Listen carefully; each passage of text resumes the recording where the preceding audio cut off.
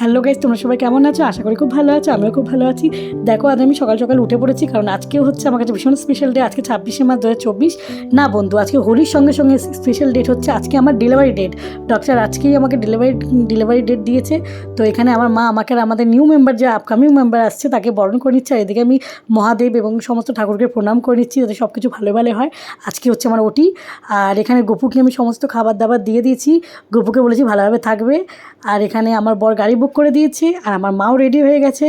তো চলো যাওয়া যাক। কিন্তু গপুকে ছেড়ে যেতে আমার ইচ্ছা করছে না, তাই গপুকে আমি বাই বাই করে আমি ঘর তালা বন্ধ করে চলে এসেছি। আমাদের বাড়ির অপোজিটে এখানে দুর্গা মন্দির আছে, তো মা দুর্গার কাছে আমি এটাই প্রার্থনা করছি আমার সন্তান যাতে সুস্থ সবলভাবে পৃথিবীতে আসতে পারে। এই দেখো গাড়ি চলে এসেছে, আমি গাড়িতে উঠে পড়ছি। গাড়ির লক তো খুলছিল না, তো যাই হোক গাড়ির লক ড্রাইভার খুলে দেওয়ার পর আমি আর মা গাড়িতে উঠে পড়েছি। আমার বর সামনের দিকে উঠে পড়বে। তো পাখির গুঞ্জন, কাক পক্ষীর ডাক শুনতে শুনতে ভোরবেলায় 4টের সময় উঠে পড়েছি, কারণ সকাল 7টার মধ্যে আমাকে হসপিটালে পৌঁছে যেতে হবে। তো গাড়ি থেকে আমরা রওনা দিয়ে দিয়েছি। দেখো এখন বাজে 5:30, আর আমাকে 7টার মধ্যে ঢুকতে হবে। আমার ওটি টাইম হচ্ছে 8:30। তো দেখো এখানে আমি, মা আর আমার হাজব্যান্ড, আর এটা হচ্ছে আমার বেবি মাম, যেটা আমি আজকের পর থেকে খুব বেশি মিস করব। কারণ বেবি মাম আর আমার থাকবে না আজকে, ডাইরেক্ট আমি আমার বেবিকে হাতে পেয়ে যাব। তো যাই হোক, টেনশন তো আমার কাল অবধি ছিল, আজকে অতটা টেনশন নেই, তবু একটু নার্ভাস ফিল করছি। আর বেবি বয় হবে না বেবি গার্ল হবে, তো সেটা নিয়ে আমি এক্সাইটেড আছি। যাই হোক, সুস্থ হলেই হবে। তো এই দেখো আমরা হসপিটালের সামনে কথা বলতে বলতে পৌঁছেও গেছি। তো চলো যাওয়া যাক। আর আমার ভিডিওটা দিতে এত লেট কেন হয়েছে সেটা তোমরা ভিডিওর মাঝখানে জানতে পেরে যাবে। তো কথা বলতে বলতে আমি পৌঁছেও গিয়েছি। আর ওইদিকে আমার ব্যাগটা নামিয়ে নিচ্ছে আমার হাজব্যান্ড, আমার মাও নেমে পড়েছি। আর একদম হসপিটালের সামনেই একটা খুব সুন্দর দুর্গা মায়ের মন্দির, এটাকে সন্তোষী মা বলে। তো সন্তোষী মায়ের মন্দির আছে, সেখানে আমি মাকে প্রণাম করে নিচ্ছি হসপিটালে ঢোকার আগে, এন্ট্রি করার আগে। তো এই যে আমি এবার হসপিটালে এন্ট্রি করছি, মানে এখন আমি যাচ্ছি, আমি আর আমার বেবি বাম্প নিয়ে আমি একাই। তো যখন বেরাবো আমি আর একা থাকবো না, আমার সঙ্গে আমার বেবি বয় বা বেবি গার্ল নিয়ে আমি বেরাবো।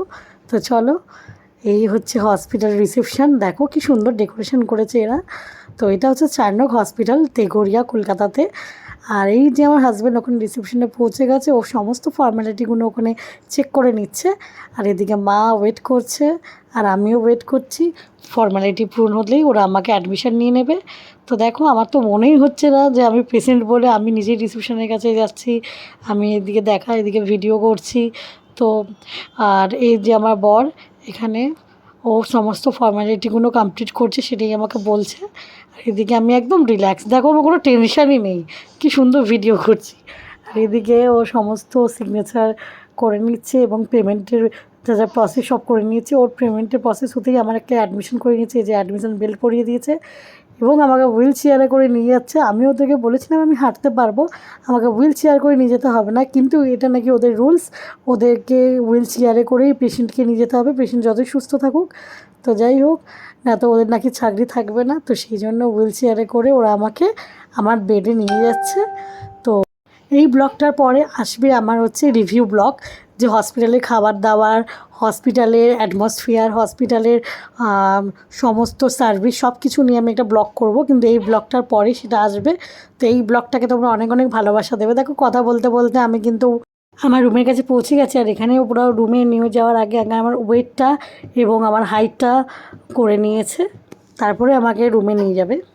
এখানে আমার ওয়েটটা ওরা করে নিয়েছে, এরপরে আমাকে ওরা আমার রুমে নিয়ে যাবে। তো দেখো ওখান থেকে আবার হুইল চেয়ারে করেই ওরা আমাকে রুমে নিয়ে যাবে।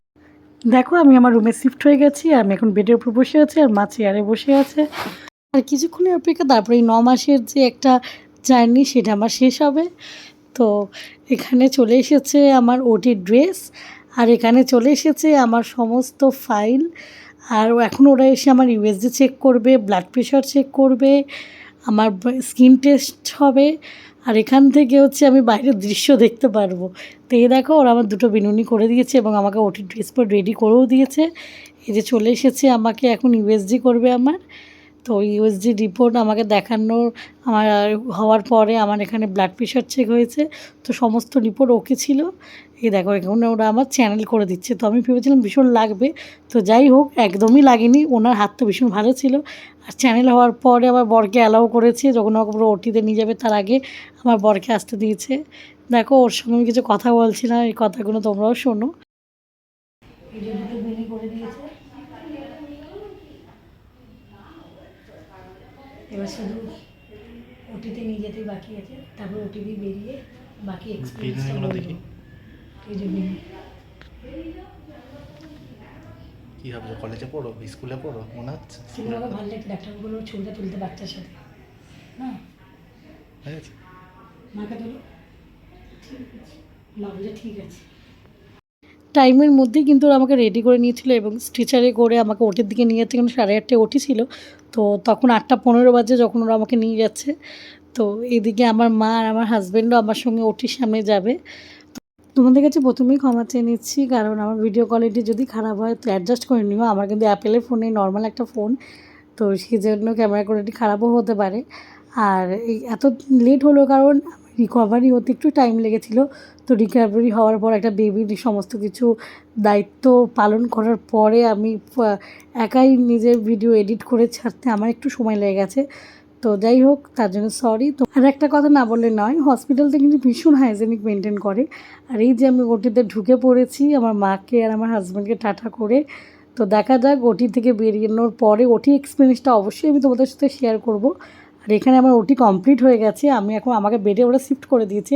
আমার হয়েছে বেবি বয়, তো তোমরা তাকে প্রচুর ভালোবাসা দাও এবং আশীর্বাদ করে ওতে সুস্থ সবলভাবে থাকে আর অনেক অনেক বড় হতে পারে, জীবনে অনেক উন্নতি করতে পারে। এখানেই আমি ভিডিওটা এন্ড করছি। তোমাদের যদি ভিডিওটা ভালো লেগে থাকে তো অবশ্যই লাইক, কমেন্ট এবং একটা শেয়ার করে দিও। তো আমার নেক্সট ভিডিও আসবে আমার ডেলিভারি কস্ট এবং হসপিটাল সার্ভিসের উপরে। তো টাটা, তোমরা সবাই ভালো থেকো।